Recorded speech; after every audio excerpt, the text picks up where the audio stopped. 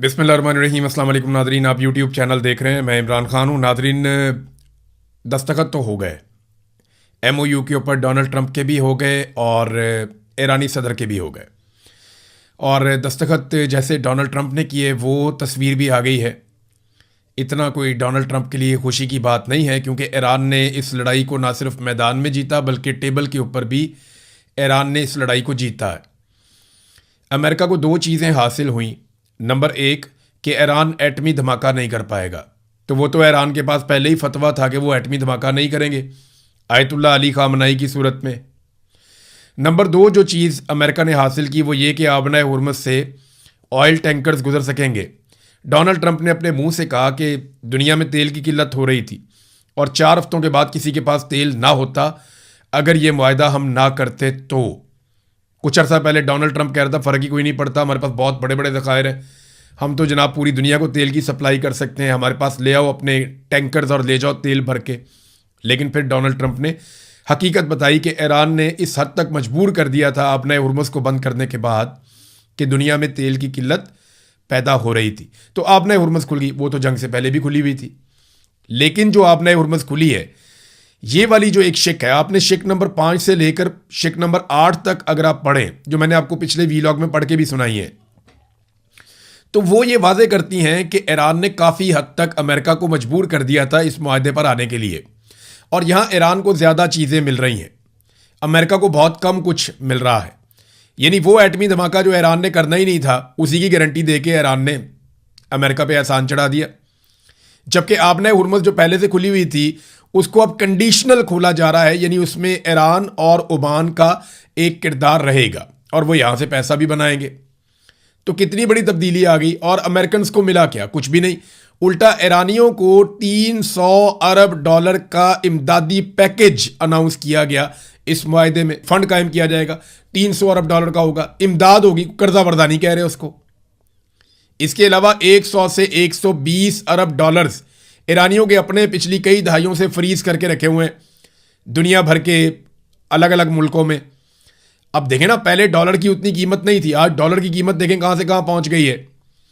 तो जब ये फ्रीज हुए थे तब शायद इतना बड़ा एसेट नहीं था, लेकिन आज ये बहुत बड़ा एसेट है। 100 से 120 अरब डॉलर ईरानियों के अपने भी निकल आए। तो नवाज शरीफ के मुंह से आप अक्सर ये बात सुनते रहे हैं, बार बार मियां साहब सारी जिंदगी इस बात का वावेला करते रहे कि मुझे क्लिंटन ने फोन किया और मुझे कहा कि तुम एटमी धमाके ना करो तो मैं तुम्हें 5 अरब डॉलर देता हूं। 5 अरब डॉलर, यानी इतने सस्ते लोग हैं ये कि इन्होंने अपनी कीमत भी कितनी कम बताई। कौम पे एहसान चढ़ाने के चक्कर में 5 अरब डॉलर मियां नवाज शरीफ साहब सारी जिंदगी कौम को गिनवाते रहे कि मुझे बिल क्लिंटन 5 अरब डॉलर की पेशकश कर रहा था कि एटमी धमाके ना करो, हम तुम लोगों को 5 अरब डॉलर देते हैं।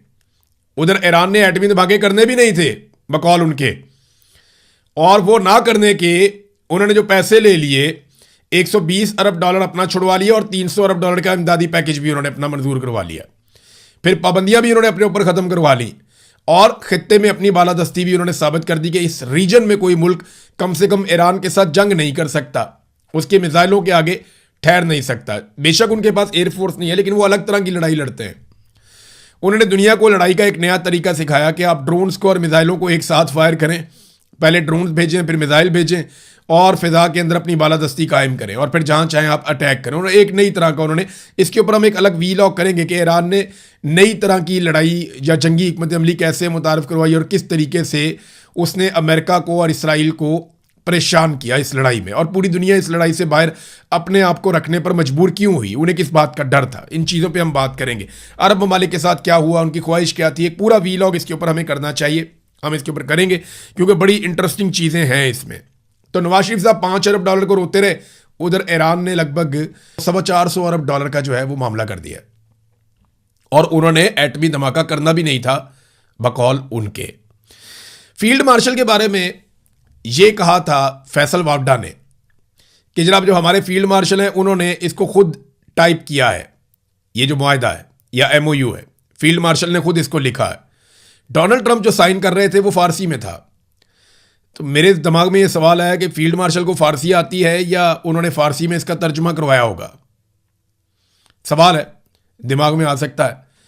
लेकिन मामला यह है कि पाकिस्तान में इस चीज़ को ऐसे उठाया जा रहा है कि जैसे बस 1 घंटे के बाद ईरान ने तबाह बर्बाद हो जाना था, हर चीज़ ख़त्म हो जानी थी, कोई एटमी हमला होने वाला था, कोई बहुत बड़ी थर्ड वर्ल्ड वॉर शुरू होने वाली थी, सारी दुनिया के ममालिक अपने बम और जंगी जहाज़ लेकर तैयार बैठे हुए थे और हर तरफ से अटैक हो जाना था।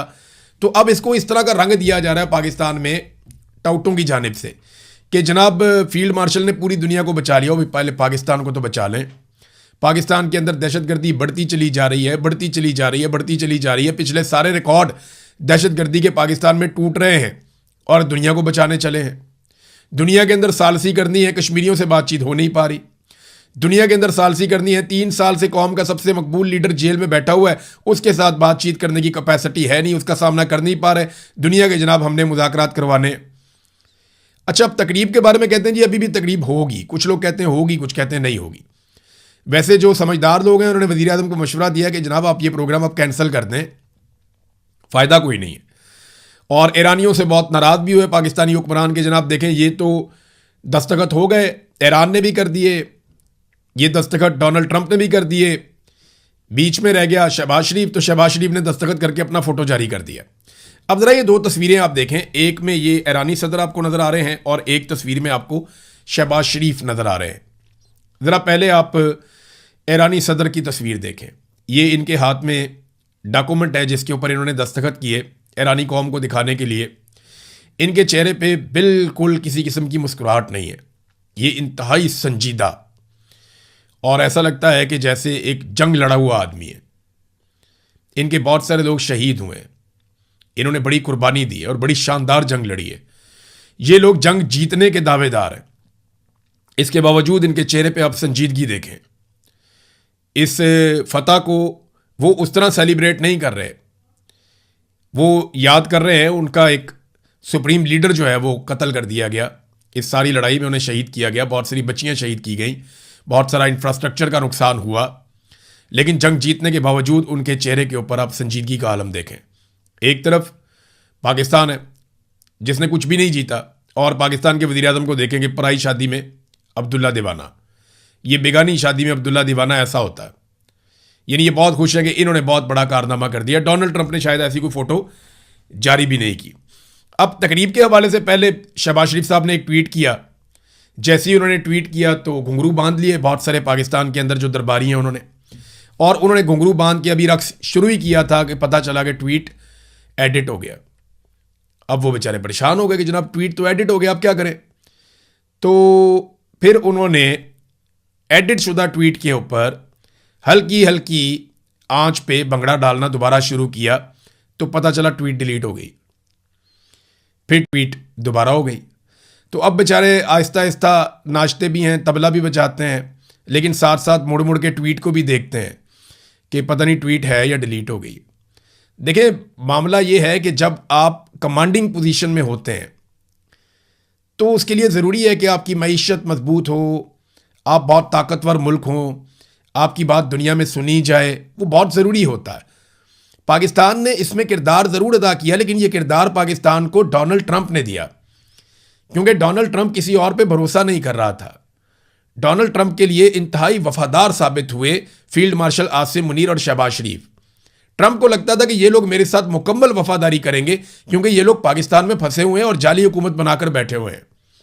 लिहाजा ट्रंप ने इनकी ड्यूटी लगाई और इन्होंने सिर्फ अपनी ड्यूटी की है। अब उस ड्यूटी के बदले में ये चाहते हैं कि इन्हें बहुत सारी पजीराई मिल जाए, तो ठीक है, बड़ी अच्छी बात है। जो अच्छा काम इन्होंने किया है, तो नीयतों के तो अल्लाह ताला ही जानता है कि किसकी क्या नीयत है, लेकिन मैं ये जानता हूँ और ये सारी दुनिया जानती है कि डोनाल्ड ट्रंप को फेस सेविंग दिलाने के लिए ही ये लोग मैदान में उतरे थे, और असल में जिन्होंने कारनामा दिखाया वो कतरी हैं, जिनका बहुत तजर्बा है। पाकिस्तान ने इस काम को शुरू ज़रूर किया था, लेकिन पाकिस्तान इसे समेट नहीं पाया, क्योंकि पाकिस्तान की मिलिट्री एस्टेब्लिशमेंट का टके का तजर्बा नहीं है मुज़ाकरात का। अगर इनको मुज़ाकरात करने आते होते, बातचीत करनी आती होती, तो इंडिया के साथ, अफगानिस्तान के साथ अपने मामला हल कर लेते। बातचीत और मुज़ाकरात करने आते होते तो बांग्लादेश ज़रूर टूट जाता। बातचीत और मुज़ाकरात करने आते तो बलोच पहाड़ों पे बैठे हुए होते। बातचीत और मुज़ाकरात करने आते होते तो आज दुनिया भर के अंदर ऐसे लोग ज़रूर बैठे होते जो पाकिस्तान की मिलिट्री एस्टेब्लिशमेंट से नाराज़ हैं।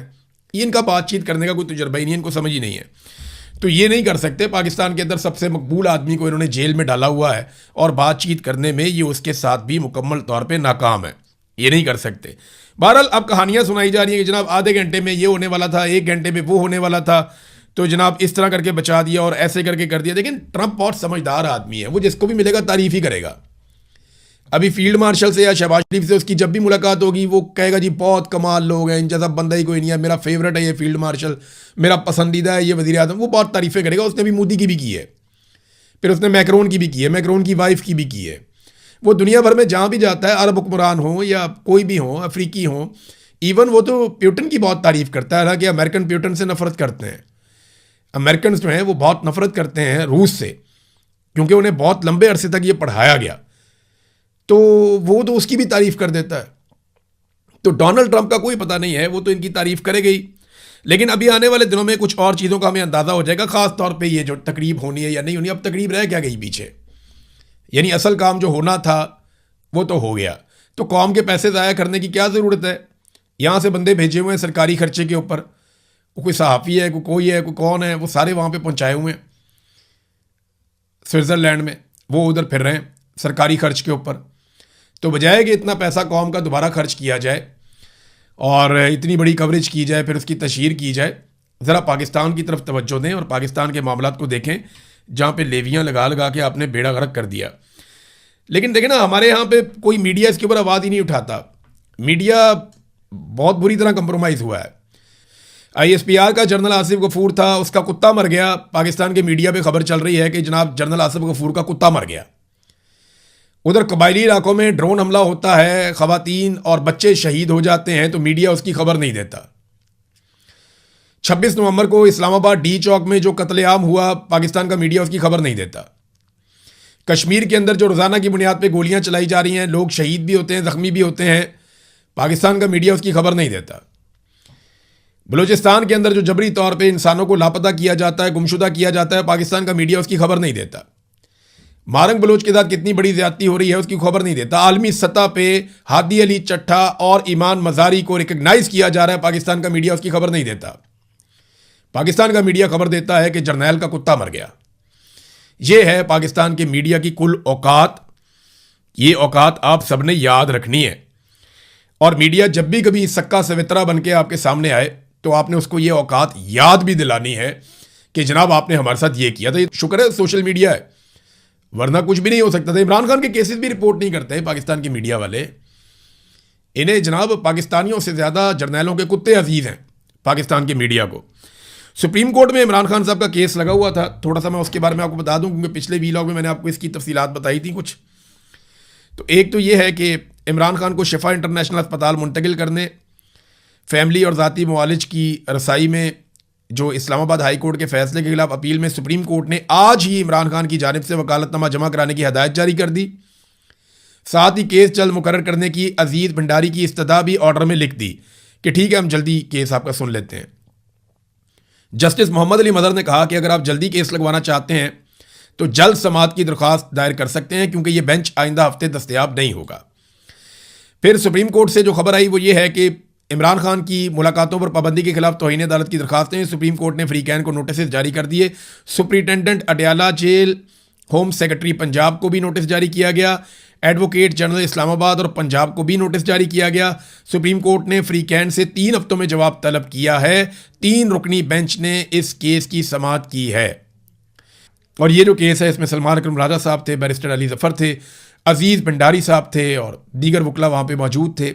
तो इन्होंने सुप्रीम कोर्ट ऑफ पाकिस्तान में इस केस पर काम किया।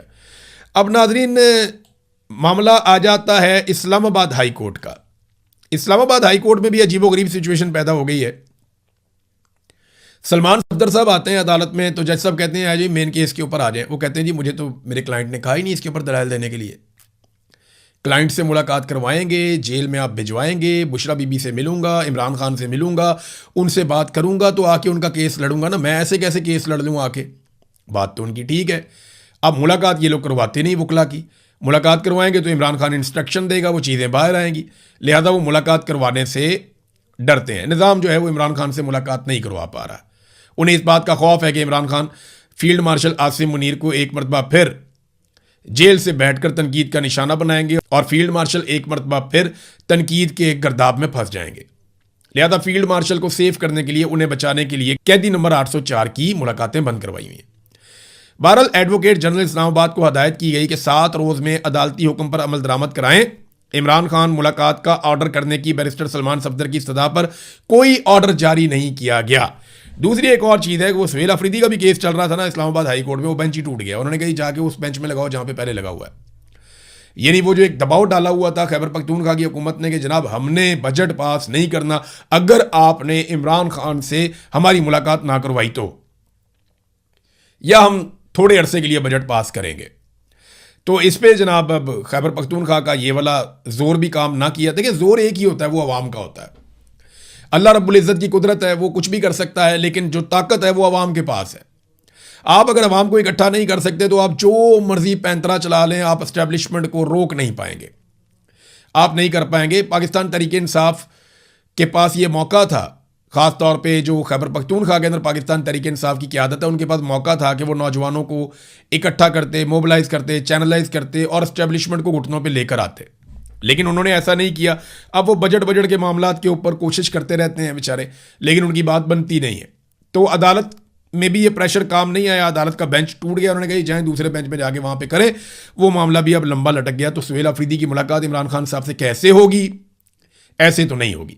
सुहेल अफरीदी ने अपने मुंह से कहा था कि ये घी सीधी उंगली से नहीं निकलेगा, और उंगली टेढ़ी सुहेल अफरीदी साहब से होती नहीं है।